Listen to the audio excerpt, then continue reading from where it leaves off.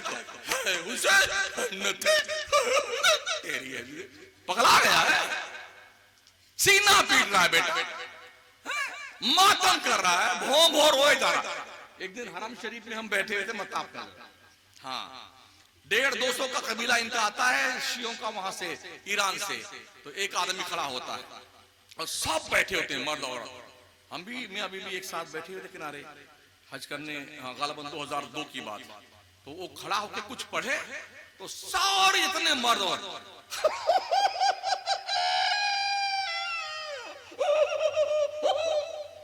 आधा घंटा तक यही करते रहे सब। अल्लाह की कसम जब चुप हुए, हम करीब में थे, जब उनकी आंखों देखा, मर्दों की आंख में कहीं पानी नहीं था, कहीं पानी नहीं था, बेशरम कहीं थे।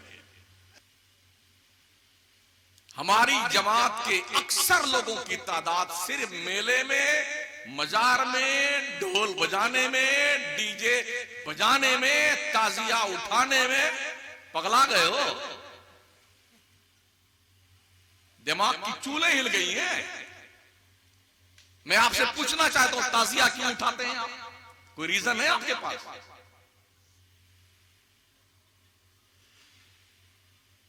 क्यों ताजिया? आप डिक्शनरी उठाइए ना, ताजिया का मतलब होता है किसी के मर जाने के बाद उसके घर जाकर के उसे जो है दिलासा देना, ताजियत करना, भाई साहब सब्र कीजिए, इन्नल्लाह मअस साबिरीन, सबको मरना है, सबका इंतकाल होना है, सबके साथ ऐसा ही होता है, इसको कहते हैं ताजियत।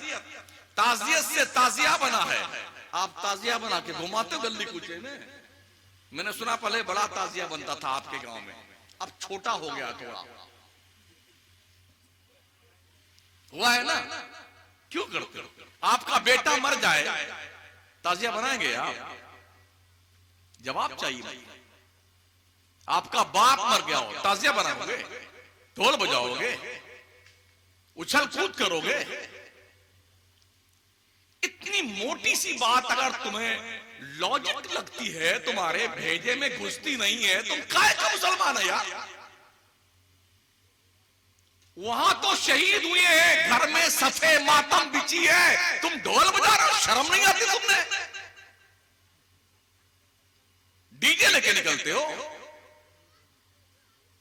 तो ऐसा कर, तुम्हारे अब्बा का जब देहांत हो जाए, ट्रांसफर हो जाए, तो खूब डीजे मंगा लेना। पहले डीजे मंगाना, कुछ ढोलक बजाने वालों मंगा लेना, कुछ डांसर बुला लेना, और अब्बा हुजूर की डेड बॉडी को आगे आगे लेके चलना, और पीछे से कुछ नाचते कूदते, अब्बा हुजूर मर गए, अब्बा हुजूर तेरी ऐसी की तैसी। काहे को? शहीद जिंदा होता है, जिंदा, और जिंदों की कोई ताजिया नहीं होती है। वला तक़ूलू लिमन युक़तलु फ़ी सबीलिल्लाहि अमवात बल अहयाउन वलाकिन ला तशऊरून। रब्बे कदीर फरमाता है, जो अल्लाह की राह में कत्ल किए गए उन्हें मुर्दा मत कहना, वो जिंदा है। तुम्हें उनकी जिंदगी को समझने का शऊर नहीं है। ये तो कहने पे पाबंदी लगाई, और चौथे पारे में अल्लाह ने सोचने पे पाबंदी लगा दी। वला तहसबन्नल्लज़ीना कुतिलू फी सबीलिल्लाहि अमवाता बल अहयाउन इंदा रब्बिहिम युरज़क़ून। जो अल्लाह की राह में कत्ल किए गए उन्हें मुर्दा सोचना भी मत, सोचना भी मत, बल्कि वो जिंदा है, अल्लाह की तरफ से उन्हें रोजी दी जाती है। रोजी मुर्दा खाता कि जिंदा खाता है? बोलो बोलो ना यार, जिंदा खाता है ना। तो अल्लाह रोजी दे रहा है तो मुर्दों को दे रहा है कि जिंदों को दे रहा है? अल्लाह ने उनकी जिंदगी की गारंटी दी है, शहादत दी है, सब जिंदा है, इन्हें रोजी दी जाती है। तो तुम कहे को हुसैन तेरी है, पगला गया है, सीना पीट रहा है बेटा, मातम कर रहा है, भों भों रोए जा रहा है। एक दिन हरम शरीफ में हम बैठे हुए थे मताब कर, हाँ 150-200 का कबीला इनका आता है शियों का, वहां से ईरान से। तो एक आदमी खड़ा होता है और सब बैठे होते हैं मर्द औरत, हम भी मैं अभी भी एक साथ बैठे हुए थे किनारे हज करने, हाँ गालिबन 2002 की बात। तो वो खड़ा होकर कुछ पढ़े तो सारे इतने मर्द औरत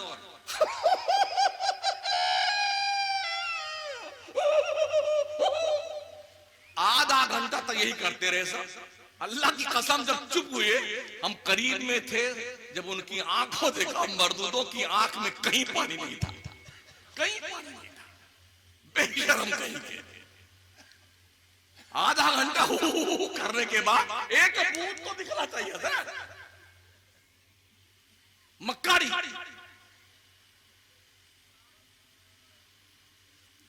और जिंदों के लिए क्या मारना। शहीद जब शहीद होते थे ना, तो जानते हो शहीद होते होते क्या कहते थे? फुज़्तु बिरब्बिल काबा, काबा के रब की कसम में कामयाब हो गया। क्या जिंदगी है यार, कि मौत को भी उस वक्त जो है पसीना आता था जब शहीद इंतकाल करता था। ये कैफियत थी उसकी। तो यार ओहो, कहीं 13 लाख का ताजिया बनता है, कहीं 16 लाख का बनता है, कहीं 18 लाख का बनता है, और 10वीं मुहर्रम को पटक पटक करके उसको शहीदी कर देते हैं। क्या बात है यार। एक इलाके में गए पिछले साल तकरीर करने, हम अपने यूपी में 18 लाख का ताजिया बनाया था। उसके मुंडी और बॉडी के बीच में जो ये गर्दन होती है ना लंबी सी, उस हिस्से में जो कलर चेंज होता था आधे घंटे में कई कलर, उस कलर को चेंज करने के लिए 4 लाख रुपया उसी पे वेटो लगाया था। हम जब पहुंचे नमाज पढ़ने के लिए मस्जिद में, तो देखा सर अलग है, धड़ अलग है, टांगे अलग पड़ी हुई बाबा की, ताजिया बाबा की। मैंने कहा भाई साहब ये क्या है? ये वही 18 लाख के हैं जो बड़े इज्जत के साथ चौक पे रखे गए थे, गली में घुमाए गए थे, और आशा मलीदा लाके फातिहा दिलाए गए थे, अगरबत्ती सुलगा के धोनी दी गई थी। ये वही बाबा है जो उल्टे सुल्टे पड़े हुए हैं दरवाजे के सामने। बोला इससे मुसलमानों की शान जाहिर होती है। ओ पगलो, तुम्हारी शान जब जाहिर होगी, हर मुसलमान खुदा के दर में सजदा रेज होकर के सुभान रब्बियल आला का लाहूती नगमा पुकारे, फिर देख तेरा सर अल्लाह कितना बुलंद करता है। ताजिया उठाने से इस्लाम बुलंद होता है, ढोल बजाने से। बंद कर दो ये बकवास। इस खुराफात का इस्लामी कल्चर से कोई ताल्लुक नहीं। रसूल रहमत सल्लल्लाहु तआला अलैहि वसल्लम के अर्दवानो, कुछ लोग कहते हैं अरे हमारे अब्बा दादा परदादा से ये ताजिया हम रखते आए हैं, अगर नहीं रखेंगे तो। एक बार ऐसा सुना था, हमारे दादा कहते थे भैंस मर गई, ताजिया नहीं रखा तो भैंस मर गई। मैं 40 साल से ताजिया के खिलाफ तकरीर कर रहा हूं, अब तक नहीं मरा हूं। मैं मरा हूं, आपके सामने बैठा हूं। अच्छा, जिसको मौत आनी है ताजिया बाबा रोक लेंगे? कुल्लु नफ्सिन जायकातुल मौत।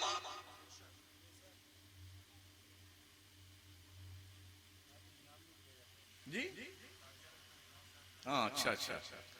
तो अगर मान लो अगर ताजियादारी से आदमी मरता नहीं है, तो मुझे बताओ आपके इस गांव में कितने साल से ताजियादारी होती है?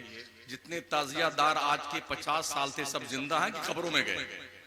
अरे मरे कि नहीं मरे? क्यों मर गए भाई साहब? ताजियादारी से अगर ना रखे तो मर जाए, और जो रखता है तो उसे तो नहीं मरना चाहिए। उसूल तो ये कहता है ना। इस जहालत के दबीज पर्दे से अपने आप को बाहर निकालना। तो कभी सोचा आपने कि इमाम हुसैन ने करबला की वो पाकीज़ा शब 10वीं मुहर्रम को पूरी रात अल्लाह को सजदा किया था? जिस वक्त अपने घोड़े से नीचे तशरीफ लाए थे, जमीन पर शिमर सीने पे बैठा हुआ था। इमाम पाक ने कहा जालिम सीने से हट जाए। इस वक्त पूरी दुनिया की मस्जिदों में नमाज जुमा होती हो रही होगी, कम से कम मुझे आखिरी सजदा तो कर लेने दे। उसने कहा हटना नहीं, हुसैन को आखिरी सजदा नहीं करने देना है। लेकिन इमाम हुसैन ने अपने खुदादाद कुव्वत की बुनियाद पर गर्दन को मोड़ा और आखिरी सजदा किया।